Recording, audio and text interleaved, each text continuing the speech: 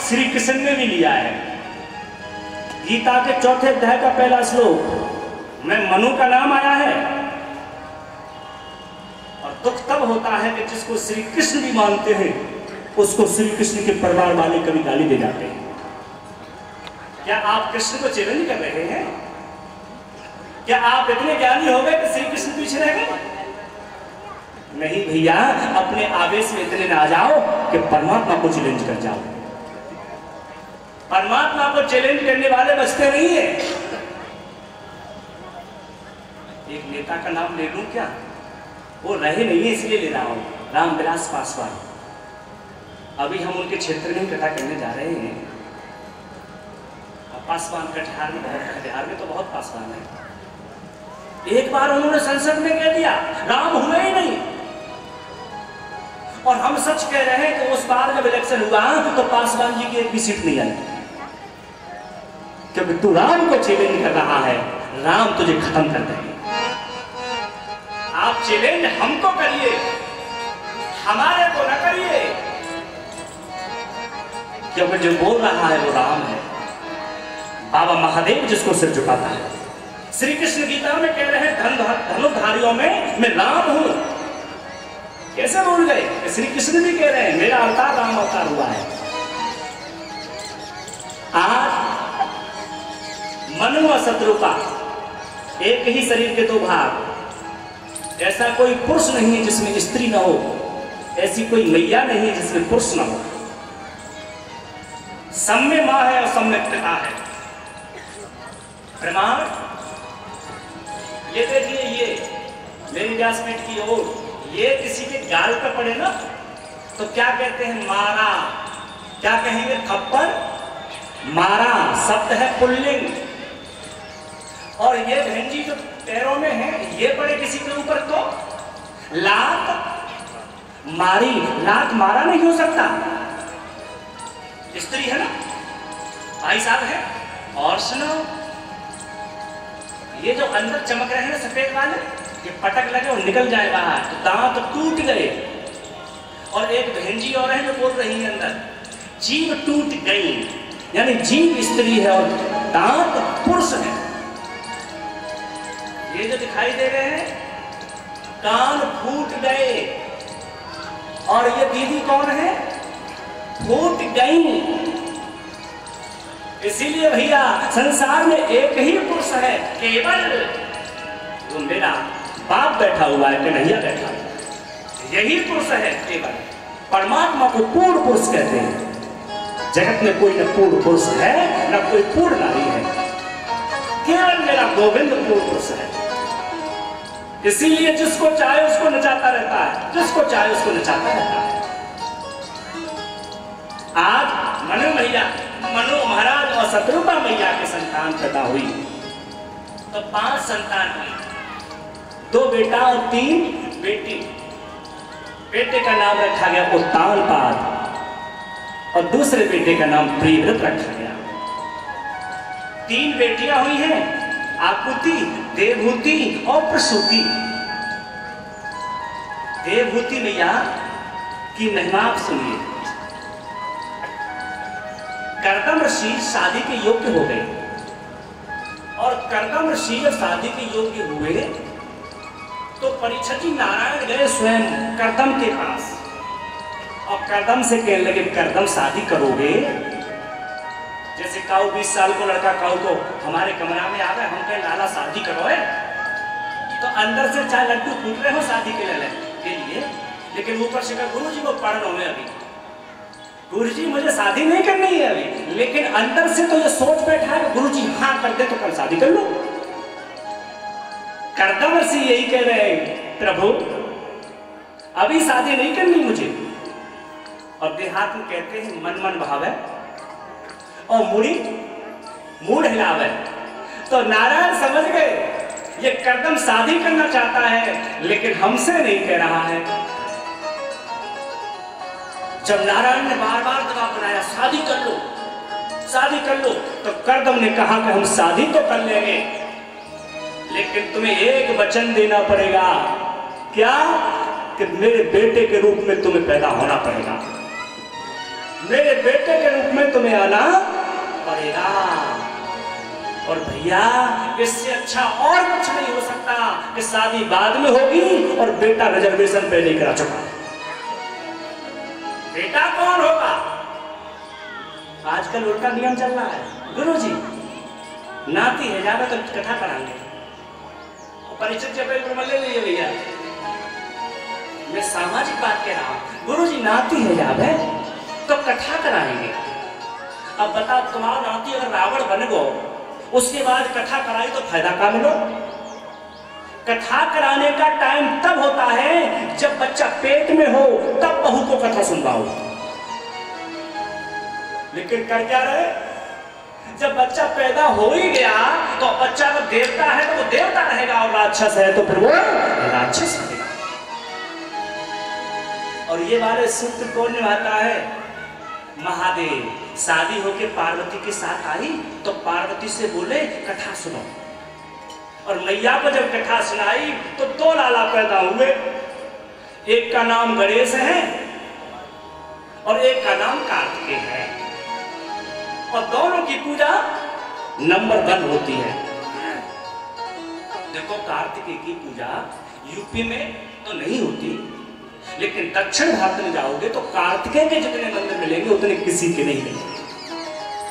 और कार्तिकेय को दक्षिण में क्या कहते हैं जानते हो? अयप्पा भगवान। क्या कहते हैं? अयप्पा। एक प्रसिद्ध मंदिर है सीलो सबरीमाला, नाम सुना हो, अखबार में आता, विवाद चला था। ये सबरीमाला जो मंदिर है दक्षिण में, ये कार्तिकेय भगवान का ही है।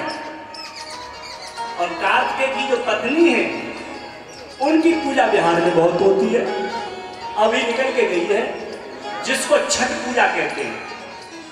ये छठ मैया है ना, ये कार्तिकेय की धर्म पत्नी है।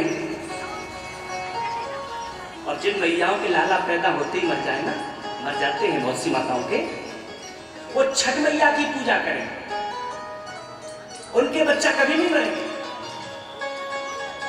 क्योंकि दोनों कान पकड़ रहा हूं, कोई मैया अपने ऊपर न ले जाए, किसी की घटना घटी हो तो संतान का मर जाना माँ बाप के लिए अच्छा नहीं होता है, अशुभ होता है, बहुत अशुभ होता है। इसीलिए हम भगवान से कहते हैं प्रभु चाहे एक ही दे, लेकिन किसी के बच्चे को छीनो मत। क्योंकि माँ जिस दिन मरती है ना उस दिन नहीं मरती, जब माँ का बेटा मर जाता है तो माँ मर जाती है। छठ मैया की पूजा करो, आपका बच्चा सलामत रहेगा। और संतान उसी की संसार से चली जाती है जिसके घर के देवता नाराज होते हैं, जिनको पितर कहते हैं, औत कहते हैं। अगर पितर नाराज है तो संतान पैदा होगी नहीं, और होगी तो विकलांग होगी या फिर पैदा होते ही मर जाएगी। इसीलिए पितरों को पूजो, पितर माने अपने बड़े बूढ़ों को पूजो। इसीलिए पुरानी सास आशीर्वाद देती थी, बहू जब पैर दबा गए दूध नहाओ पुस्तक खाओ। अब पहले की दो में बहुत देर पैर दबाती थी, बहुत देर, तो सास ना चाहती तो आशीर्वाद देना पड़े। आजकल की बहू आ रही है जीन्स पैंट वाले, तो पैर दबा में ना पैर छुए हैं। हम सच कह रहे हैं, अभी आपके जीवन में नहीं है, लेकिन आने वाले 50 साल बाद जो हम कह रहे हैं वही होने वाला है। धोती गायब हो जाएगी और जीन्स की पैंट आ जाएगी, फिर पता ही ना पड़ेगा कि लड़की घूम रही है क्या बहू घूम रही है। कि कितना बदल गया इंसान, बहुत बदल रहा है। कर्दम ऋषि ने कह दिया आप पुत्र बन के आओ, शादी करेंगे। चले गए। नारायण ने कहा परसों शादी वाले आएंगे और लड़की को भी लाएंगे। अब देखना कथा को शादी कैसे होनी चाहिए। मनु और शत्रुपा जब आए अपनी बेटी देवहूति को लेकर साथ में लाए। कर्दम ऋषि ने देख लिया 3 लोग आ रहे हैं, तो 3 लोग आए हैं तो 3 आसन डालने चाहिए।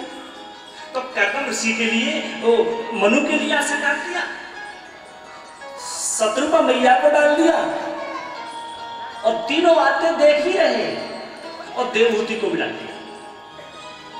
लेकिन देवहूति धर्म संकट में फंस गई। मनु तो बैठ गए, शत्रुपा भी बैठ गई, लेकिन देवहूति कैसे बैठ जाए?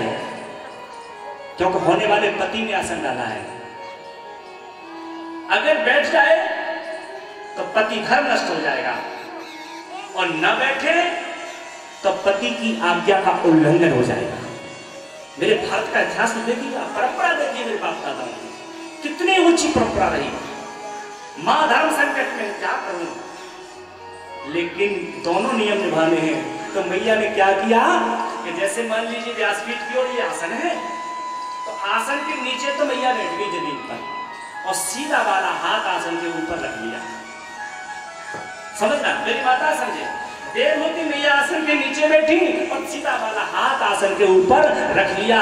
मानो ये कह रही है कि तुम्हारी दोनों आज्ञा में निभा रही हूं, सीधा अंग तुम्हारा होता है, इसीलिए सीधा हाथ में आसन पर रख रही है। मां नीचे बैठी। आजकल परीक्षा लड़की कैसे लेते हैं पता है? कितनी पढ़ी लिखी हो, अच्छा सब काम धीरे धीरे एक एक करके पूछेंगे। हाँ, गायरो आवे, हाँ, रोटी बनाए आवे, हाँ, नाचो आवे, हाँ। तब तक लड़की ने पूछ लिया, ससुर जी तुम्हें तबला बजाए आवे? लड़की से इतना प्रश्न करते हैं लोग, गायरो आवे, नाचो आवे। तो लड़की ने भी पूछ लिया, ससुर जी तुम्हें तबला बजाए आवे? कहा नहीं, तो जब मैं नाचूंगी तो तबला का तेरा बाप बजावे। प्रश्न गलत कर देते हैं साहब। प्रश्न सही करिए, उत्तर सही देगी बेटी। लेकिन देवहूति मैया पास हो गई और कर्दम के साथ शादी हो गई।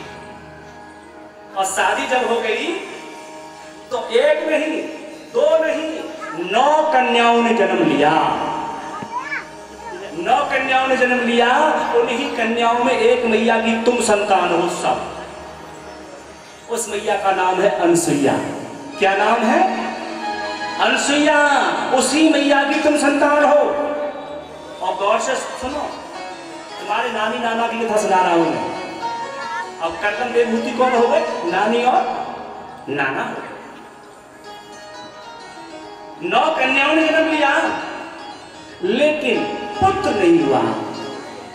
कर्दम ऋषि तपस्या को जाने लगे। देवहूति मैया रो की चरण पकड़ ली, कहा प्रभु अभी मेरे संतान तो नहीं हुई, पुत्र तो नहीं हुआ। कर्दम ऋषि ने आशीर्वाद दे दिया, देवी हम वरदान दे रहे हैं, तुम्हारे अब की बार में स्वयं परमात्मा पुत्र के रूप में पैदा होगा। पति का आशीर्वाद था, पति कोई सामान्य नहीं था। पति आशीर्वाद देके चला गया, मैया के गर्भ में बच्चा आ गया। मैं छोटा सा प्रश्न कर रहा हूं तुम श्रोताओं से, जिस समय पत्नी के पेट में बच्चा हो, क्या पति का धर्म कहता है पत्नी को छोड़ के चला जाए? बताइए, क्या पति का धर्म कहता है कि पत्नी को अकेला छोड़ के चला जाए? पेट में जब बच्चा हो तो पति को उसके साथ रहना चाहिए, क्योंकि और कोई सेवा लायक है नहीं। लेकिन कर्दम ऋषि छोड़ के चले गए। देवहूति मैया ने रोका भी नहीं, लेकिन मेरी व्यासपीठ कहती है, मेरे मन ने कर्दम से प्रश्न कर दिया, अगर तुम छोड़ के जा रहे हो, आने वाले समय में लोग और भी छोड़ के जाएंगे, उदाहरण में तुमको नाम लेंगे। तब कर्दम ऋषि ने कहा, मेरे मन से छोड़ के जाएं, बुरा नहीं मानेंगे लोग, लेकिन जिसकी पत्नी के पेट में भगवान आ जाए वह छोड़ के चला जाए। समझना क्यों? क्यों? क्योंकि जो जगता है ना, वह जगपति है। ये कौन है? जगपति। और पेट में आ गया है जगतपति। तो जगतपति जब आ जाए तो जग के पति को चला जाना चाहिए। कहो बेटी को, कहो बेटा हो ना 2 साल को, 2 साल को एक हाथ में जादू ले लियो और लाला के हाथ में दियो, लाला पकड़ ले मुट्ठी में ऐसे, फिर तुम मार दियो, नोट फटा तो फट जा, लेकिन छोड़ेगा ना है। लेकिन छुड़वाना हो तो क्या करना, फिर 2000 का नोट दूसरे हाथ में ले लिया, फिर जाए मांगिए, जाए पकड़ाए देगा 2000 को पकड़ लेगा। क्यों? क्योंकि जब बड़ी चीज आती है तो छोटी चीज छूट जाती है। जिसके पेट में भगवान आ गए हों, फिर जग के पति की कोई आवश्यकता नहीं है। कर्दम चले गए और समय आने पर एक सुंदर लाला ने जन्म लिया। और भैया काऊ के घर में लाला पैदा हो गए तो माँ बाप से भी ज्यादा खुशी दो लोगों को होती है, जिनको हम अम्मा बाबा कहते हैं। क्या कहते हैं? अम्मा के पैर देखकर ताकि बहुत हल्के उठेंगे, बहुत हल्के। और अगर कन्या है जावे, अम्मा के पाई भारी ना होंगे लाला, मऊ भारी है जावे, कन्या है जावे तो। अब जैसे ही अम्मा बाबा खुश हुए तो बाबा स्वयं आ गए। और इस लाला के बाबा ऐला गैला नहीं, भगवान ब्रह्मा है इसलिए। और ब्रह्मा जी जब आए तो बहुरानी बच्चे को गोद में लेके बाहर निकल आई। पिताजी के पैर छुए, पिताजी आप आए हैं। क्यों आए हैं? ब्रह्मा जी ने कहा मैंने सुना है मेरे नाती आ गया और भगवान है वो लाली बेटी, उस नाती का नाम तो मैं रखूंगा। दे दिया गोद में, बाबा की गोद में नाती, और बाबा नाम रख रहे अयम सिद्धगणाधीशः सांख्याचार्य सुसम्मता। देखो भैया, कोई पढ़कर के ज्ञानी बनेगा, लेकिन ये तो बिना पढ़ाई ज्ञानी है। बाबा कह रहे अयम सिद्धगणाधीशः सांख्याचार्य सुसम्मता। बेटी, ये जो बेटा है ना, ये जो बेटा, ये सांख्य शास्त्र का निर्माता है, ये आचार्य है सांख्य का। और हम व्यासपीठ से कह रहे हैं, अगर कोई हमसे कहे कि गीता सुनाओ, 1 महीने लगातार गीता पर बोलते रहेंगे। लेकिन तुम ये कहो गुरुजी सांख्य शास्त्र के ऊपर 1 घंटे बोलो, मेरी औकात नहीं है, मैं नहीं बोल सकता, इतना कठिन सांख्य है। अयम सिद्धगणाधीशः सांख्याचार्य सुसम्मता। सांख्य शास्त्र का निर्माता होगा ये। नाम क्या है ससुर जी? नाम क्या है नाती का? लोके कपिल इताख्यायम दंताते कीर्तवर्धना। संसार में ये कपिल के नाम से जाना जाएगा। एक बार जयकार लगाइए, बोलो कपिल भगवान की जय। गंगा सागर जाओगे ना, गंगा सागर, कपिल भगवान का मंदिर मिलेगा। कपिल को आशीर्वाद दे करके चले गए, कहा बेटी तेरा बेटा परम ज्ञानी है। धीरे धीरे समय गुजरा और मैया के बाल सफेद पड़ गए।